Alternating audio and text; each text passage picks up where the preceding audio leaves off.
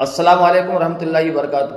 آج ایک بہت بڑے پتے کی بات آپ کو بتا رہا ہوں۔ بکریوں کے جو ریوڑ میں برکتیں کیوں ہوتی ہیں؟ ایک بکری سے اتنے سارے بچے، اتنے سارے اس کا ریوڑ کیوں ہو جاتا ہے؟ وہ ایک کتا، جو کتیا ہوتی ہے اس کے وہ 8 بچے دیتی ہے اور بکری 1 بچہ دیتی ہے۔ کتوں میں برکتیں نہیں ہیں، کیوں نہیں ہیں؟ کتے پوری رات بھونکتے ہیں، پوری رات کتے بھونکتے ہیں، اور جب فجر کا وقت آتا ہے اس وقت کتے سو جاتے ہیں، اور بکریاں شام کو جلدی سو جاتی ہیں دن چھپنے کے بعد میں، اور صبح فجر کے وقت وہ کھڑی ہو جاتی ہے اور میں کی آواز شروع کر دیتی ہے۔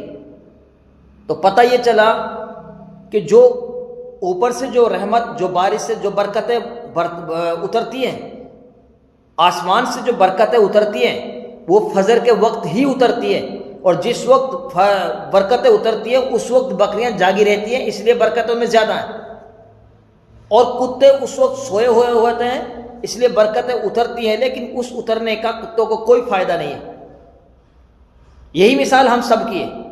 ہم فجر کی نماز کے بعد، فجر کے اذان کے بعد ہم سوتے رہیں گے گھروں میں تو کوئی برکت نہیں آئے گی گھر میں۔ کیا آئیں گی؟ مصیبتیں آئیں گی، پریشانیاں آئیں گی، ذلت میں زندگی گزرے گی، غموں کے اندر زندگی گزرے گی۔ برکت آئیں گی کہاں سے؟ آئی برکت آپ کے گھر میں، لیکن آپ کا پورا پریوار آپ سوتے رہے اور برکت آئی چلی گئی۔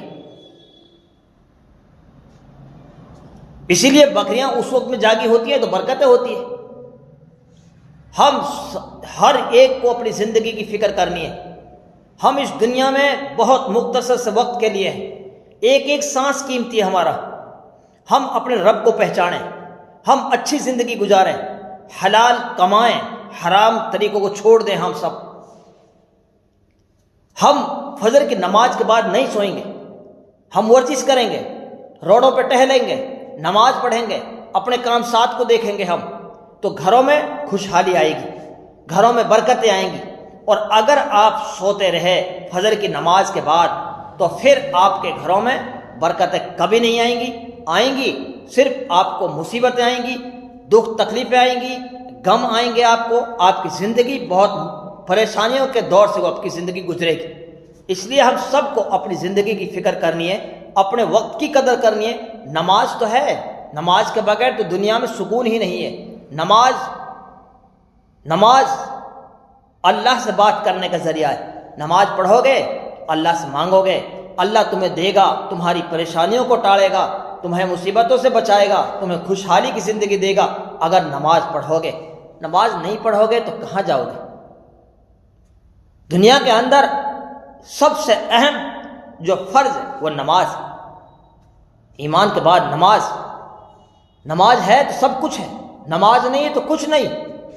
یہ زندگی کھیل تماشے کے لیے نہیں ہے، یہ زندگی اپنے رب کو پہچاننے کے لیے، یہ زندگی نماز پڑھنے کے لیے۔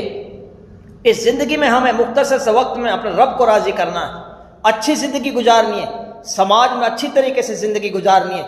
آؤ چلو نماز پڑھیں، آؤ چلو نماز کا عہد کریں، آج کے بعد کبھی نماز نہیں چھوڑیں۔